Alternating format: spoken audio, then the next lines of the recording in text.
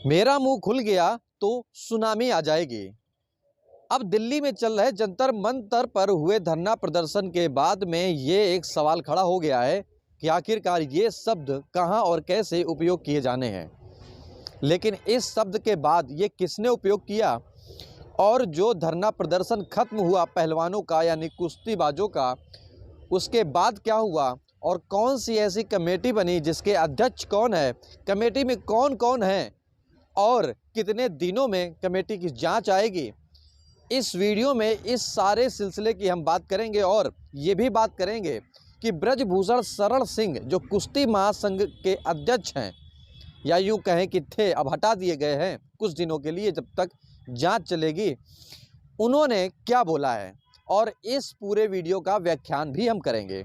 नमस्कार, मेरा नाम है दुर्गेश मिश्रा, हाजिर हूँ एक बार फिर से नए मुद्दों के साथ में।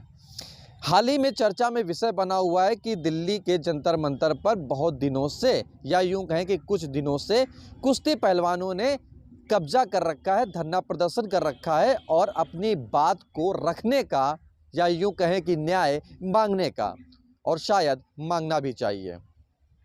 लेकिन जब ये मामला तूल पकड़ने लगा, गृह मंत्री अमित शाह और मोदी तक पहुंचा, तो शायद या यूं कहें कि बखूबी से संज्ञान लिया गया। अनुराग ठाकुर खेल मंत्री को भेजा गया।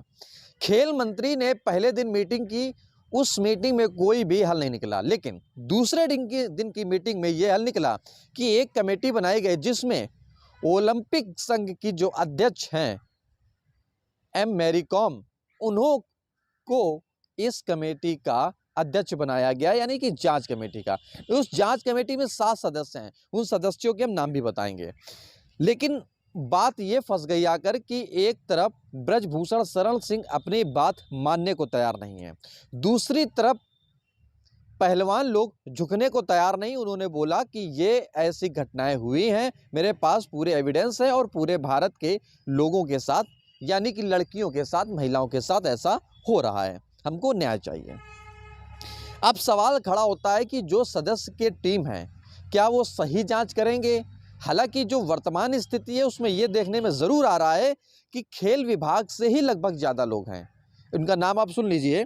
जांच समिति में तीरंदाज डोला बनर्जी, भारतीय भारोत्तोलन महासंघ के अध्यक्ष सहदेव यादव, अलकनंदा अशोक व 2 वरिष्ठ वकील तलीश राय और श्लोक चंद्रा भी शामिल हैं।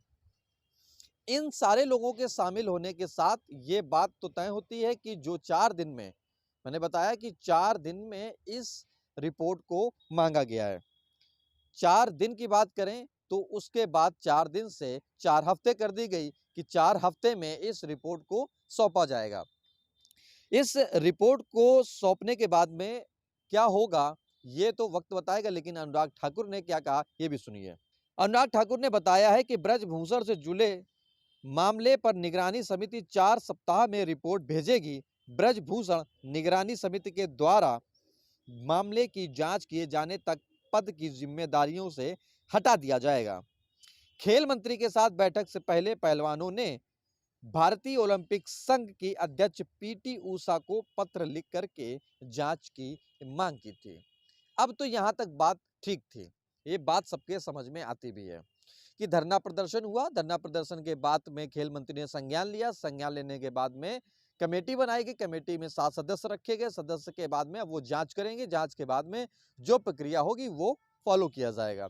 लेकिन मुद्दा वहां से बढ़ गया कि जब ब्रजभूषण शरण सिंह के तीखे जवाब आने लगे। अब जरा उनकी बात को सुनिए, उनका क्या कहना है।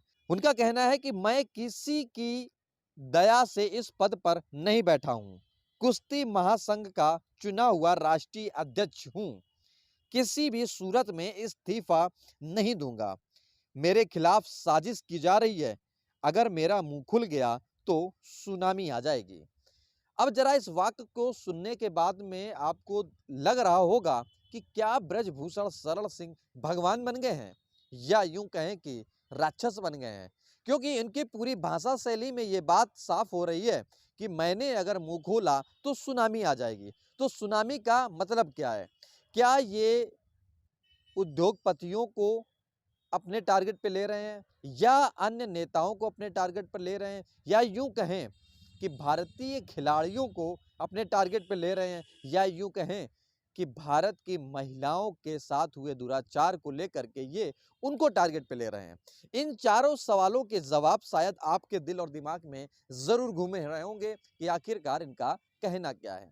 दूसरी बात बोली कि मैं किसी की दया दृष्टि से नहीं बैठा हूं, तो दया दृष्टि से इस भारत में शायद कोई नहीं बैठता लगभग, लेकिन इनकी पूरी भाषा शैली में ये बात तो क्लियर हो गई कि एक कद्दावर कहें या महावर कहें या एक बिना दिशा का चलने वाला व्यक्ति कहें या यूं कहें कि ना किसी की सुनने वाला व्यक्ति बीजेपी के पार्टी में वर्तमान समय में कार्यरत है और उसके बेबाक बोल ये बता रहे हैं कि शायद मैं बिल्कुल गलत नहीं हूं।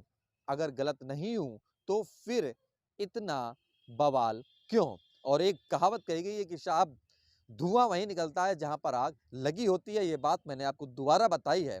अगर बात उठी है, कुछ सवाल जवाब हुए हैं, तो जाहिर सी बात है कि कुछ ना कुछ तो जरूर हुआ है पिछले इन महिला पहलवानों के साथ में। इस वीडियो में इतना ही। आपको वीडियो कैसा लगा आप वीडियो को लाइक कमेंट शेयर जरूर कर सकते हैं और हाँ, हमारे फेसबुक इंस्टाग्राम ट्विटर पर को भी फॉलो करें और अपने कमेंट लिखकर बताएं कि आप आने वाले वक्त में क्या देखना पसंद करते हैं, क्या सुनना पसंद करते हैं, खबरों से लेकर नए मुद्दों के साथ में। नमस्कार।